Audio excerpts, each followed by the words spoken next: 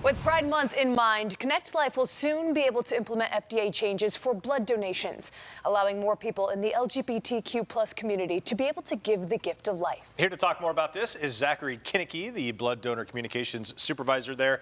Zach, thanks so much for being here. Thanks for having me. This is something that I feel like ConnectLife, other organ and blood donation centers have been talking about for years, because we all saw this as, yes, this is an obvious change that's going to be made. So tell us the ramp up to what we are expecting at some point next month. Yeah, I mean, for decades, if you were gay in this country, you couldn't donate blood. About a decade ago, you could do it if you were abstinent for a year. Then it was if you're abstinent for a month. But the science shows that there really is no reason that just because you're gay, you shouldn't be able to donate blood. Instead, we're going to be focused on the things you do, your individual risk factors that make you more likely to introduce something into our blood supply that we don't want there, whether you're gay or straight.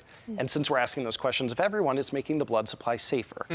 So doing this takes a little time. We can't just say, all right, come on in. We need to fix a questionnaire online, or not online, but in our system that everyone's going to be asked when they come in. We need to train all of our phlebotomists and historians to know these things back and front, because they're the ones who are going to be making sure that the right people are donating, that everyone who can donate it actually gets through the door. Sure. And this will truly make such a difference. What do the current blood numbers look like? What difference will this make when it comes to blood supply? It's tough. We're going into the summer when, I think you guys know in news, there are a lot of stories that people afterwards are going to need blood. You've got a lot of shootings, you have a lot of accidents. And at the same time, we rely on our high schools and our colleges for so many of our drives. In the summer, we don't have those. All right. So we're coming into a time when we really could use every donor we possibly can. One study a couple years back found that this kind of change would change the blood supply, would increase it by about 2 to 4%. It doesn't sound like a lot, but nationwide, that means 500,000 more units of blood that are going to be available to people who need them. 500,000 more for people who might otherwise die. I think that's pretty important. That is obviously very, very important. You know, I'm curious, this seems like such an obvious thing, and I kind of wielded this into my question previously a little bit as well, but this seems like such an obvious change. Why do you think it took this long for this so very obvious change? Because what you said before is not just if you're gay or straight, but we're treating everyone the same. Again, it sounds very obvious. Why do you think it took this long to make that change globally? Not with you guys, but globally. I mean, gay people have been treated very differently ever since the AIDS pandemic or epidemic, and that's when this all started. That's when these rules started. And globally, you're right. This has taken years and years and years to change, and we're behind a few other countries here.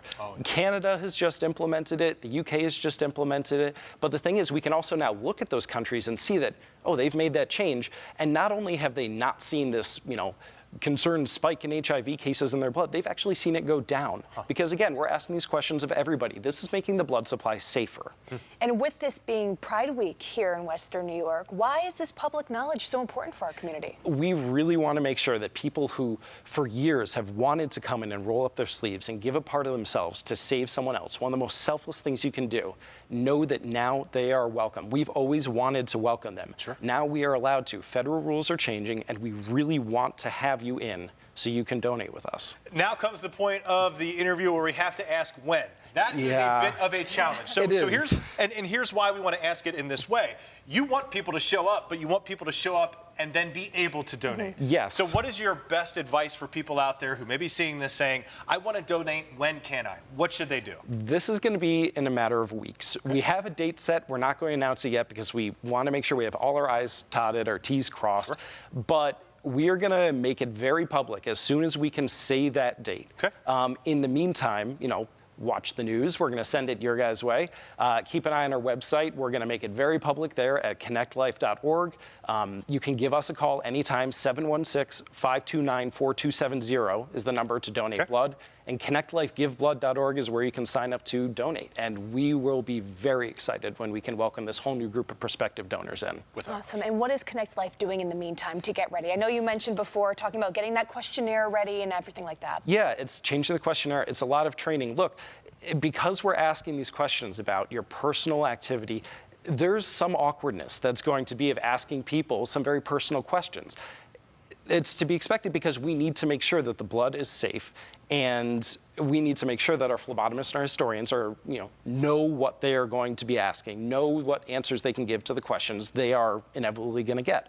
There's a lot of work that goes into this. We are proud of the work we've already done, and we're really excited for when we get to implement this. Excellent. Zach, thank you so much for being here. This is a really important topic, and obviously one that we are going to be continuing to cover, and we'll have that announcement hopefully as soon as ConnectLife will be releasing it. Zach, thanks again. Thank you very much.